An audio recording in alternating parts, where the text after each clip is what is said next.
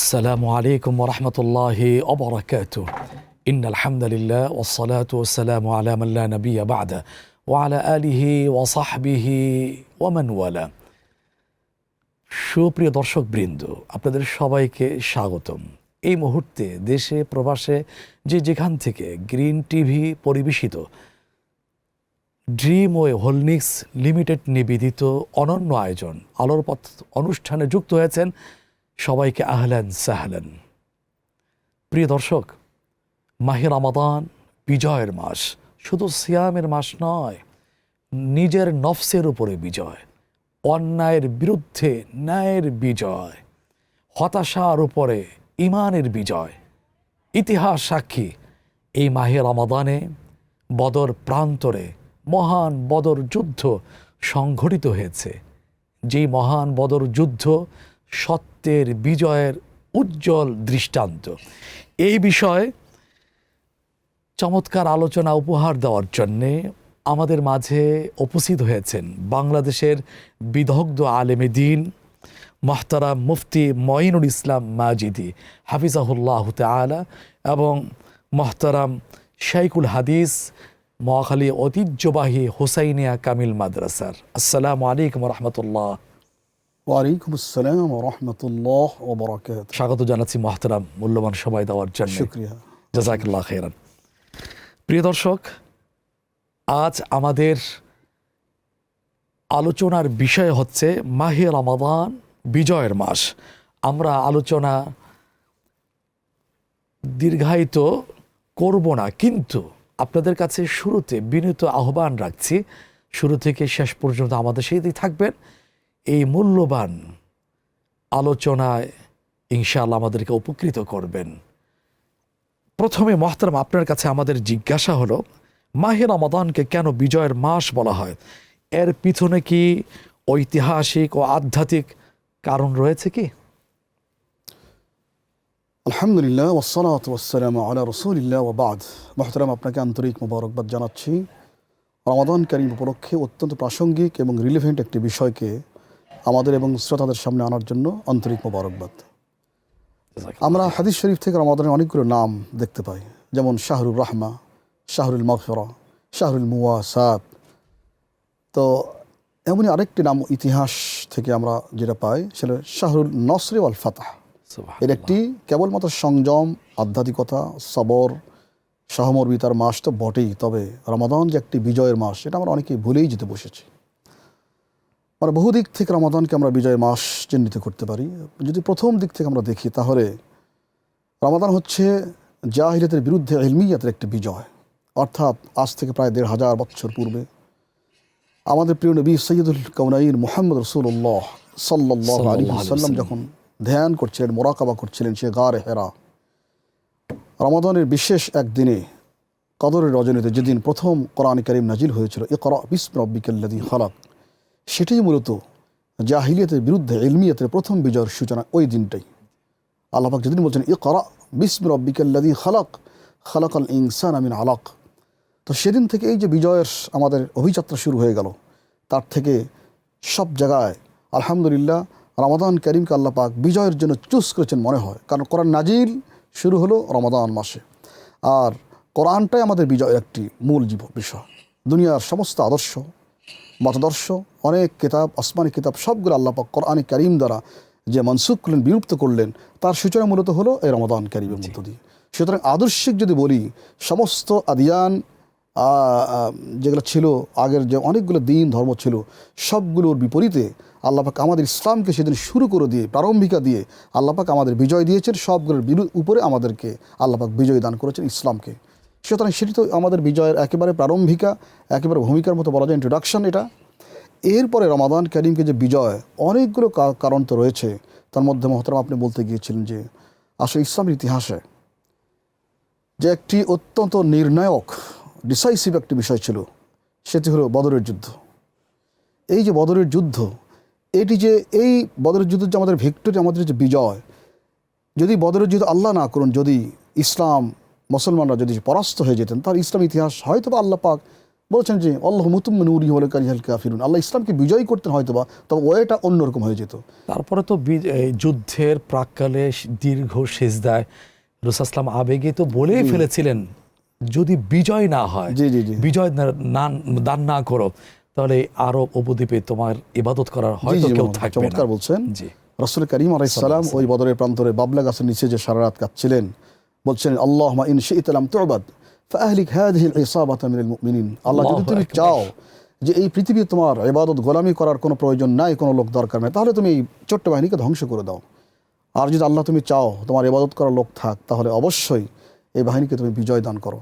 আল্লাহ পাক বিজয়ের প্রারম্ভিকে বলছিলেন, রাসূল যখন কাঁদতেছিলেন যে আল্লাহ অঙ্গীকার করেছিলেন আমাকে সাহায্য করো, আমাকে সাহায্য করো। আল্লাহ পাক যে বলছিলেন প্রথমেই 1000 ফেরেশতা দিয়ে ইস্তাগীসুনা রাব্বাকুম ফাস্তাজাবা লাকুম আন্নী মুমিদ্দুকুম বিআলফিন মিনাল মালাইকাতি মুরদিফিন। স্মরণ করো সেই সময়ের কথা হে রাসূল, যখন তুমি অত্যন্ত অনুনয় বিনয় করছিলে সাহায্যের জন্য, আমি আল্লাহ পাক বলেছিলাম 1000 ফেরেশতা দিয়ে সাহায্য করছি, যারা একের পর এক আসতেই থাকবে। রাসূল করিম আলাইহিস সালাম আরও কাঁদতেছিলেন, আরও চাচ্ছিলেন, তারা আবু জেহেলের ব্যাপারে একটা আতঙ্ক কাজ করতো যে 1000 ফেরেশতা আল্লাহ পাক দিচ্ছেন, আরও হলে ভালো হতো। আল্লাহ পাক তখন বললেন, হে রাসূল আলা ইয়াকফিকুম আইয়ুমিদ্দুকুম রাব্বুকুম বিসালাসাতি আলাফিন মিনাল মালাইকাতি মুসাউবিমিন, হে রাসূল এটা কি যথেষ্ট নয় যে আমি তোমাকে চিহ্নিত বিশেষ ইউনিফর্ম পরিহিত 3000 ফেরেশতাদের সাহায্য করব। রাসূল করিম তাও কাঁদতেছিলেন। আল্লাহ পাক তখন বললেন, হাদা ইউমদিদুকুম রাব্বুকুম বিখামসাতি আলাফিন মিনাল মালাইকাতি মুসাউবিমিন, আল্লাহ পাক পরিশেষে 5,000 ফেরেশতা দিয়ে আমাদের যে বিজয় সূচনা করলেন। আবু জেহেলের মতো 24 জন সনাদিদ কোরাইশ, যারা কোরাইশ নেতৃবৃন্দ ছিলেন, সবাই ওই কালিবে বদর সেখানে নিক্ষিপ্ত হলো। এই যে ইসলামের বিজয়ের সূচনা রমাদান কারীমের মধ্যে 17ই রমাদান ছিল সেই ডেটটা, সেদিন থেকে আমাদের বিজয়ের যে এই যে সোপান পদযাত্রা আল্লাহ পাক শুরু করে দিয়েছেন। তাৎপর্য কি?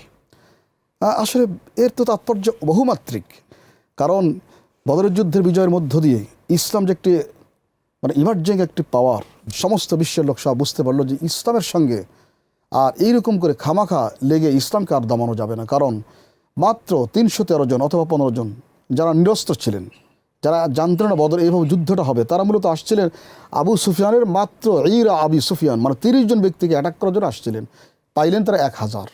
সুতরাং কোনো প্রশিক্ষণ আলা গাইরে মিয়াদ, হাদিসের ভাষায় কোনো প্রস্তুতি ছাড়ায়, কোনো অঙ্গীকার ছাড়া, এগ্রিমেন্ট ছাড়া যুদ্ধ, একটা হঠাৎ যুদ্ধ আসলো।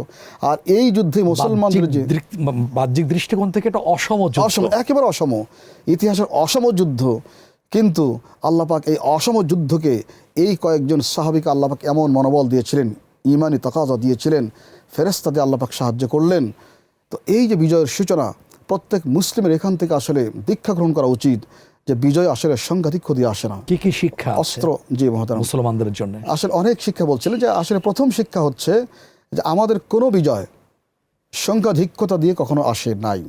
কারণ আমরা মোহতারাম জানি যে ইসলামের যতগুলো যুদ্ধ রাসূল করেছিলেন, মাত্র একটা যুদ্ধে মুসলমানের সংখ্যা বেশি ছিল, এটা হুনাইনের যুদ্ধ। তখন তাদের একটু মনের মধ্যে মানে তাকাব্বুরি আসছিল, কিবির আসছিল, আমরা অনেক বেশি, আস্তে উড়াই দেবো তাদেরকে, কিন্তু তাদের কোনো উপকার আসে, কোনো উপকার। তাহলে সবগুলোই ছিল সংখ্যা কম, কিন্তু ঈমান ছিল পরিপূর্ণ, ঈমান ছিল মজবুত, এবং যার ফলে আল্লাহর পক্ষ থেকে সাহায্য আসছে, বিজয় হয়েছে। ওই যে আল্লাহ বলছেন আরো এই বিষয়ে গুরুত্বপূর্ণ পয়েন্ট আপনার কাছে শুনবো, তবে এখন একটা বিরতি থেকে ফিরে আসার পরে। প্রিয় দর্শক, আপনারা শুনছেন ঐতিহাসিক বদর প্রান্তরে সংঘটিত প্রথম সম্মুখ যুদ্ধ, বদরের যুদ্ধ। সময় হয়েছে একটা বিজ্ঞাপন বিরতিতে যাবার, ফিরে আসছি কিছুক্ষণের মধ্যে।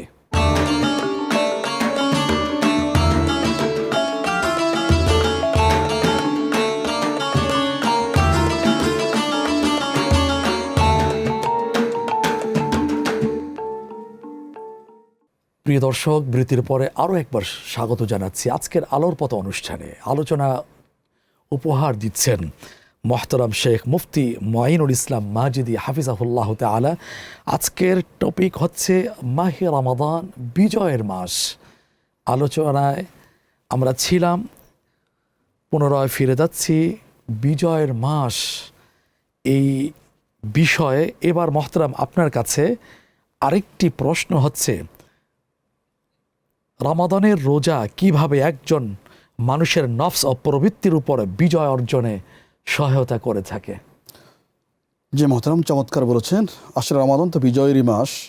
তো ব্যক্তি বিজয় না হলে, ব্যক্তি যদি বিজয়ী না হয়, তাহলে সে সামাজিকভাবে অথবা যুদ্ধের ময়দানও বিজয়ী হতে পারে না। আগে ব্যক্তি গঠন করা লাগে, আর ইসলাম শুরুতেই ব্যক্তি গঠনকেই বেশি গুরুত্ব দিয়েছে। তো রমাদান কী করে আমাদের ব্যক্তি গঠন করে? প্রথমত যে এই যে আত্মসংযম, নিজের উপর স্থিরতা, নিজের যোগ্যতার উপর বিশ্বাস স্থাপন, ব্যক্তি গঠন যে এমনভাবে হয়, দেখুন আমরা সাহরি থেকে শুরু করে ইফতার পর্যন্ত প্রত্যেকটি মুহূর্তে আমাদের খাহেসাত, আমাদের শাহওয়াতের অনেক জিনিস চোখের সামনে আসে। আর আমাদের মধ্যে রমাদান কারিমের মধ্যে তাকওয়া এবং আল্লাহ পাকের ভয়, তার সরব উপস্থিতি এমনভাবে আমরা ফিল করি যে একজন প্রচণ্ড কঠিন কাজ করা একজন মানুষ যখন রিক্সা চালায়, ঠেলা চালায়, তার অনেক পিপাসা লাগে, অনেক ক্ষুধা লাগে। সে নিরিবিলিতে যে চুপচাপ করে পানি অথবা কোনো খাবার খেতে পারে, কিন্তু তার মনে কেন জানে এরকম আল্লাহ পাকের সরব উপস্থিতি থাকে যে না, পৃথিবীর কেউ দেখে না, আল্লাহ পাকও দেখছেন। সুতরাং ওই যে আল্লাহ বলছেন লা তুদরিকুল আবসার ওয়া হুয়া ইউদরিকুল আবসার, আল্লাহ পাকে পৃথিবীর কোনো চক্ষু আয়ত্ত করতে পারে না, তিনি সব চক্ষু দেখেন। এই ফিলিংসটা মনে হয় রমাদান কারিমের মধ্যে প্রত্যেক রোজাদার ব্যক্তির মধ্যে আল্লাহ পাক এত মজবুত করে দেন, সবসময় সে নিজের সঙ্গে মুজাহাদা করতেছে, যেন যতই কষ্ট হোক না কেন কেউ দেখে না, কিন্তু আল্লাহ পাক তো দেখছেন। এই যে এইভাবে একটি উনি যে ফিলিংসটা, মানে রিয়াজত করছেন, মানে ট্রেনিং নিচ্ছেন, এক্সারসাইজ করছেন, আল্লাহর ভয়, আল্লাহর তাকওয়া, আল্লাহর যে সরব উপস্থিতি, তার মধ্যে এটা গ্রো করা হচ্ছে। এইভাবে পারিবারিকভাবে যখন আমরা সবসময় মাটি মানুষ, আমাদের রাগ বাগ হয় অনেক সময়, কিন্তু আমরা যখন রাগ এসে যায় তখন রাগ করতে চাইও, কিন্তু আমাদের মনে হয়ে যায় না, রসুল তো বলেছেন যখন কোনো ব্যক্তি গালিগালাজ করবে, ঝগড়া করবে, তখন মনে করবে তুমি রোজাদার, ঝগড়া করা যাবে না। সুতরাং তখন ব্যক্তি নিজেকে নিয়ন্ত্রণ করতেছে। পারিবারিকভাবে, সামাজিকভাবে প্রত্যেকটা ক্ষেত্রে ব্যক্তি আত্মনিয়ন্ত্রণ করতে করতে সে তার পরিবারকে নিয়ন্ত্রণ করা শিখে, একইভাবে সামাজিক নিয়ন্ত্রণ করা শিখে, আর এইটাই প্রভাব ফেলে তার বৃহত্তর পরিসরে গোটা জাতীয় পর্যায়ে যখন যাবে, প্রয়োজন হয় তখন এই রমাদান কেন্দ্রিক যে আত্মগঠন, আত্মনিয়ন্ত্রণ, নিজের উপরে মানে স্থিরতা আনয়ন, প্রত্যেকটা যদি অ্যাপ্লাই করতে পারে জাতীয় জীবনে, তাহলে এই রোজাদার ব্যক্তির দ্বারা গোটা জাতি, গোটা দেশ অনেক উপকৃত হতে পারে। সূচনাতে নফসের উপরে, প্রবৃত্তির উপরে বিজয় সে লাভ করতেছে। মাশাআল্লাহ, চমৎকার করে বলছেন। এরপরে মহতরম আরেকটি জিজ্ঞাসা হচ্ছে, কোরআন নাজিলের মাস হিসাবে মাহে রমাদান কিভাবে চিন্তা ও আদর্শিক বিজয়ের সূচনা করেছে? মাশাআল্লাহ, আলহামদুলিল্লাহ। আল্লাহ পাক রমাদান কারিমকে মূলত সম্মানিতই করেছেন রমাদান এর মধ্যে কোরআন নাজিল করে দিয়ে। মহতরাম, আমি একটা কথা প্রায় বলে থাকি যে আমাদের দেশে, আমাদের জাতীয় জীবনে 1971 সালের আগে ডিসেম্বর অনেক আসছিল, তারপরে মার্চ অনেক আসছিল, কেউ আমরা মর্যাদা দেই নাই। তো যখন বিশেষ একটা সালে, বিশেষ একটা মাসের দিনে একটা কাহিনী ঘটছে, আমাদের কাছে ডিসেম্বর মানে বিজয়ের মাস, জাতীয় জীবনে একটা গুরুত্বপূর্ণ দিবস, মাস মানেই স্বাধীনতার মাস।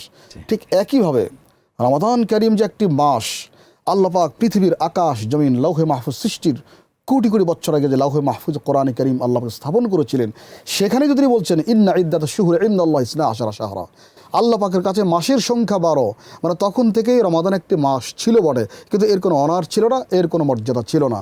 আল্লাহ পাক এই একটি মর্যাদাহীন মাসকে সম্মানিতই করেছেন মূলত, যে এই মাসে আল্লাহ পাক কোরআন নাজিল করেছেন। আর গোটা কোরআনে শুধু এই মাসটার নামই শুধু উল্লেখ আছে, শাহরুর রমাদান আল্লাযী উনজিলা ফীহিল কোরআন।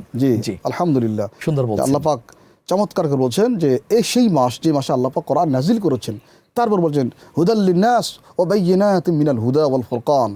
হুদাল লিন্নাস, দুনিয়ার মানুষ কেমনে চলবে, কোন পথে চলবে, কোন পথ পরিহার করবে, আল্লাহ পাক বলছেন এইরকম সুস্পষ্ট গাইডেন্স, নির্দেশনা আল্লাহ পাক কোরআন কারিমে দিয়েছেন।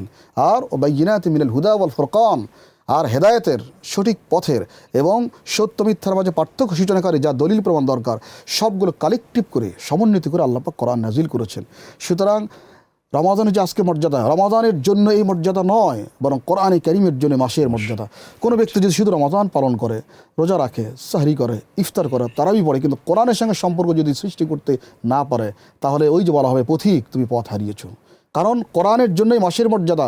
সেই কোরআন কারিমকে যদি তুমি ভ্রুক্ষেপ না করো, মোহতারাম, আমরা একটা ছোট্ট কাহিনী বলতে পারি। এক মা নাকি বাচ্চাকে ওষুধ খাওয়াতে পারতেন না, কিন্তু ওই বাচ্চা কলা খুব পছন্দ করতেন। তো মা চালাকি করে কলার মধ্যে ছোট্ট ট্যাবলেট ঢুকাই দিয়ে বলছে, বাবা কলাটা খাও। বাস খেয়ে নিচ্ছে। বাবা কলাটা খাইছো? হ্যাঁ আমি খাইছি, শুধু কলার বিচিটা ফেলে দিয়েছি। তো সুতরাং যেইটার উদ্দেশ্যে কলা দেওয়া হয়েছিল সে সেইটাই ফেলে দিয়েছে। সুতরাং এই কলা খাওয়াতে মায়ের কোনো উদ্দেশ্য প্রতিপালিত হয় নাই। সুতরাং যে রমাদানের মর্যাদা কোরআন কারিমের জন্য, যদি সে কোরআন কারিমের সঙ্গে আমাদের গভীর সম্পর্ক করতে না পারি, নিবিড় সম্পর্ক করতে না পারি, তাহলে এই রমাদান অনেকটাই ফিকে হয়ে যাবে। কারণ কোরআন ছাড়া রমাদানকে কল্পনা করা যায় না। সুন্দর করে বলছেন যুক্তি দিয়ে, ঘটনা দিয়ে। জাযাকাল্লাহু খাইরান।